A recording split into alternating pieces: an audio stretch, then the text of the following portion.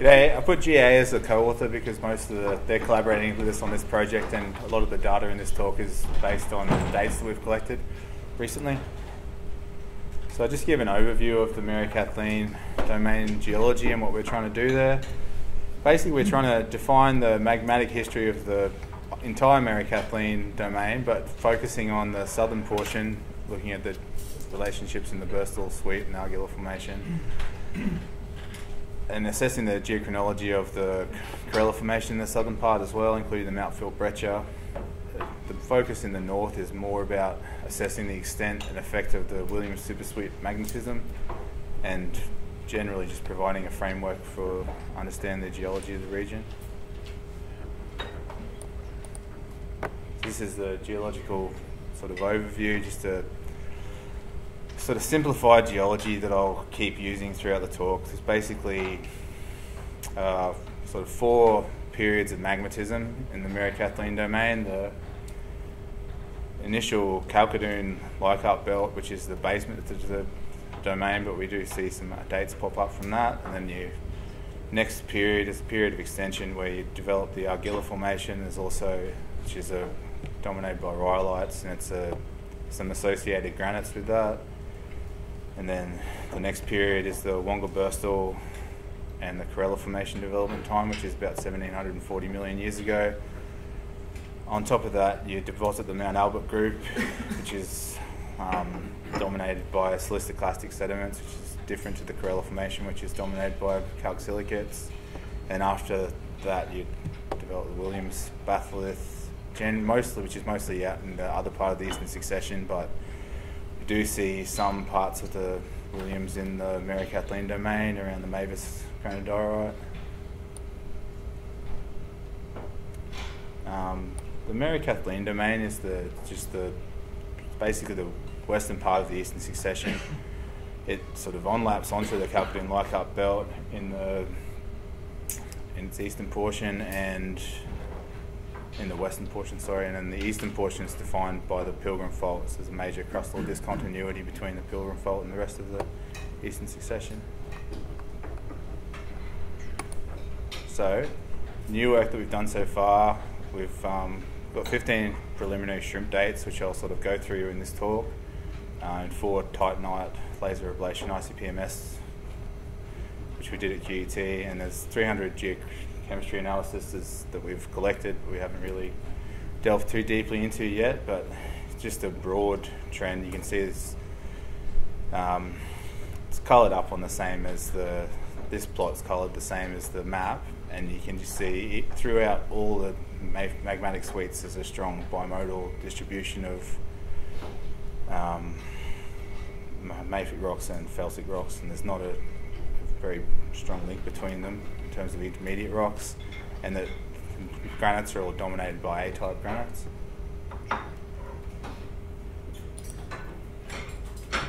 So I'll just get into some of the dates that we've started doing. So this is in the southern portion of the Mary Kathleen domain. We're looking at the Bowler's Hole granite here. It's one of our colleagues standing on it. It's initially thought to be part of the Wonga burstal suite, but we've got some dates back which suggest it's part of the Arguilla formation or Arguilla suite, and it's developed there by the Arguilla formation, which is basically what we expected, but it's good to figure it out. We also collected some samples from the Overlander granite, which is part of the burstal suite in the southern parts, and it's previously undated, but it's come back as 1730, which is sort of a younger part of the burstal suite, which is interesting. And there's a cooling age from the Erle formation there, which is something that Laurie collected around the Overlander tenement area, and it's just got a Eisen cooling age, which is reasonably what we would expect. It's the Bowler's Hole granite and the Overlander granite, which is pretty horrible, very heavily metasomatized, but that's a common theme throughout the southern part of the domain. We get into the Mount Philp breccia area. So Mount Philp breccia is a series of mega breccia pods with like extremely large cast sizes, up to hundreds of meters, all in a matrix-supported albite hematite matrix, which is interpreted often to be volcanic, but it might be hydrothermal. Excuse me, Dom. I'm a default blocker. I can't really hear you. All right, I'll try and talk to you as well. Sorry. So with the Mount Filtbrecher, I'll go again. The Mount Filtbrecher is a series of mega breccia pods, so it's hundreds of meters in class size in places. It's all matrix supported. There's a picture of it there. I know there. It's not, and it's an interesting area. It's undeformed, so it stands out as something that might be part of the Williams suite, or it's not very well understood anyway at this point. So we've decided to apply some geochronology in that area. Hammer Metals undertaken some geochronology, which I'm not sure is in the public domain, but it was interesting enough for us to try and figure it out. So the first date that we got is from the matrix of the Mount Filtbrecher, and it's 1750 approximately MDA or inherited age, because the zircons are all rounded, and it sort of indicates that at least the zircon in the Mount Filtbrecher has been sourced from the Corella Formation, or the same source as the Corella Formation, but it doesn't really give us an indication of the age of emplacement. So we're going to continue to do some more work in that area. So in the same area, there's a series of rhyolites mapped out in the Corella Formation, which had previously been dated at 1620 by GA, but it was not officially published. But it was enough of a anomaly that we decided to chase it up, because we thought maybe there was another part of the Corella Formation which was a younger part of the sequence. But the results that we've got indicate that these are really probably just some sort of high-level equivalent of the Burstal suite. So it's a result, but it's sort of not what we expected, but somewhat interesting. And they also came back with a 1550 metamorphic age, so we think that the initial 1620 age may have been related to just perhaps a mixing age that had been interpreted in some early data. I'll just keep moving through the Burstal suite. So we've done a bit of work around Mount Colin. Initially we dated Laurie initially dated an amphibolite from the mine suite and got a 1550 cooling age on some titanite, and then we went back and collected a sample of the granite, which is part of the Burstal granite, or adjacent to the Burstal granite, and returned a very Burstal-like age. So we're not really sure what's going on with the Mount Colin deposit, but it's basically got... It's sort of a common theme throughout this whole belt, is that you see these Burstal age intrusives with mineralisation associated with them, which returns an Eisen sort of cooling age, but you can't find an igneous crystallisation age which is related to the mineralisation age, or the cooling age anyway.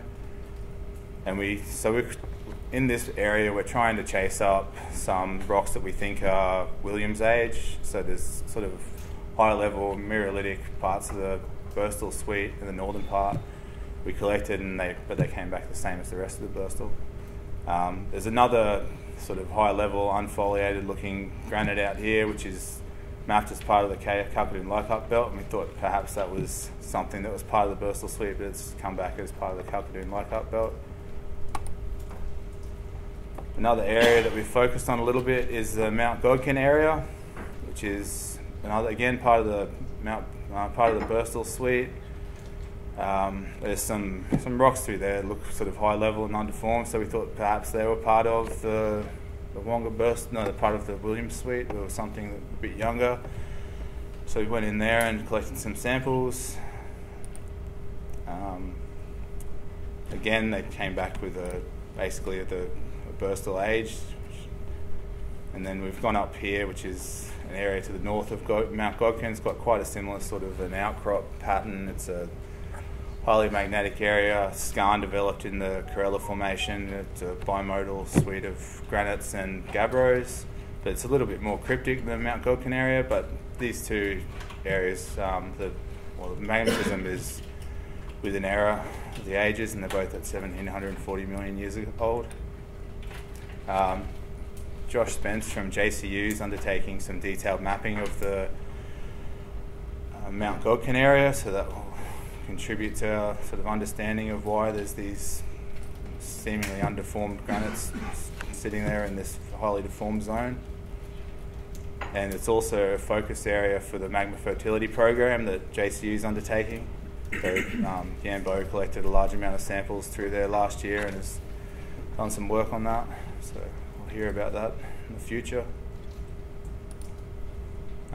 Moving into the southern part of the belt again, but with some burstal age intrusives. These are another pair of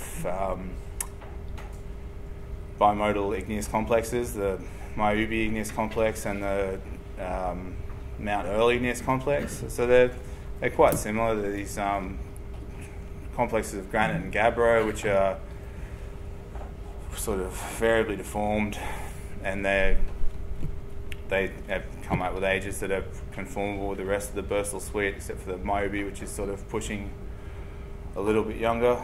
We've also dated some quartzite, which the rocks both intrude, just to try and get a handle on what's happening with the stratigraphy of the rest of the rocks. That's the sample from the Myubee igneous complex, and it's the Mount Erle igneous complex, just showing there's some mafic rocks and mingling sort of textures between the mafic and felsic rocks. And so now we're moving to the Williams age rocks that we've managed to get our hands on during this project. So initially we started outside of the Mary Kathleen domain, so we're looking at the Wimberu Granite, which is part of the Williams Narracoo batholith. Previously had been some work done in the eastern part of it, but we've decided to try and get some rocks to compare and contrast with rocks that we collect in the Mary Kathleen domain, and also just to confirm that this is a continuous body of granite, even though it's covered by Cambrian sediments throughout the middle of it. And so it has come back with a conformable sort of Williams age.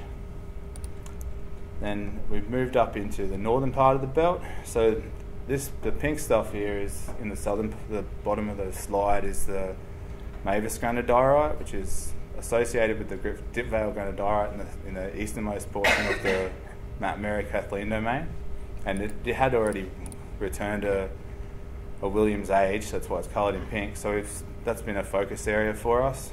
So we've collected some samples throughout this belt and dated 2 of them. They've both returned Williams ages. So we're seeing on the eastern side of the Roseby Fault there is more Williams age rocks than we had previously thought, so that's quite interesting.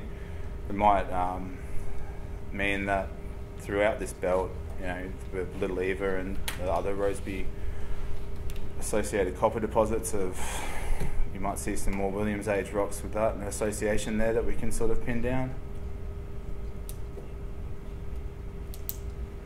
And we were able to, with the geochemistry as well, we're able to discriminate between these unnamed granites and the rest of the rocks in the belt, basically using a rare earth pattern sort of setup. They have fairly distinct rare earth chemistry, which is interesting. It's useful for us to use this discrimination.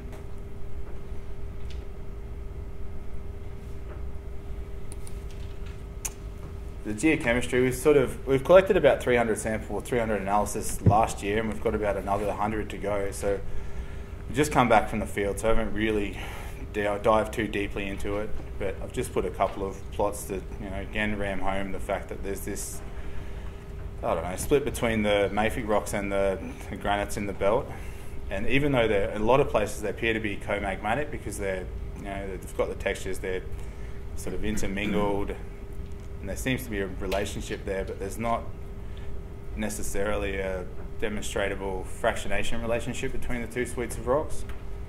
And this top plot here is just to show the diversity in the mafic rock, so there might be multiple different sources through that as well. So throughout the project, once we get all our data together, we'll drill deeply into this and it'll all become clear. This is just Jan Bo presented on magma fertility at the Townsville workshop, and I've just taken our data and slapped it into one of his plots here. He's suggesting that there's a in the titanium silica plot, there's two different magmatic fractionation trends. But in the mafic rocks there's a trend of increasing titanium, and in the felsic rocks there's a decreasing trend. I'm not sure if you can really see that there, but I was going to put a big question mark on that slide, but I didn't. And in terms of the copper concentration, there's a lot of copper concentrated in the mafic rocks, but not so much in the felsic rocks. So that's sort of something that our project will feed into, that magma fertility story, and we don't really have an answer yet, but it'll be interesting to see if it's applicable. So for the project, our outputs and future work program, all the rocks will be thoroughly described, and we'll produce a GSQ record that'll get deeply into the super suites and that sort of stuff. And there's a lot more laser ablation ICP-MS dating to be done at QUT. We're going to do an oxygen and hafnium transect, which doesn't just look at the belt. It'll probably lean heavily on the work that we're doing in the belt, but also cover the entire inlier, so that'll be interesting. We'll focus on the Erle a little bit because we can't get away from it. And also we've collected a suite of samples from the undercover area, so we'll integrate that into the work that we've done. And Derek will talk about his structural interpretation next. Just run through a couple of these ones. This is in the northern part of the belt, sort of to the east of the Roseby Fault. There's been quite a lot of drilling, so we've sampled about 19 holes from up here. Currently in our geology it's just mapped as Mount Albert Group and Erle Formation, but you can see from the mag that there's a suite of intrusions through there, so we've sampled them and we'll date and characterise those rocks, and that could be quite interesting.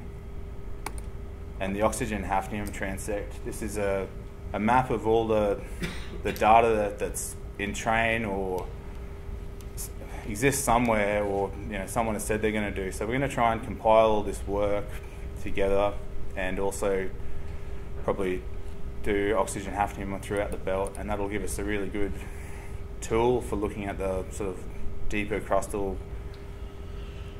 sources which are involved with generating these magmatic rocks. All right, so I just wanted to say thanks to some of the companies that have helped us out throughout the project so far. I forgot to put Dougal River in there, so thanks Corey. All right, thank you.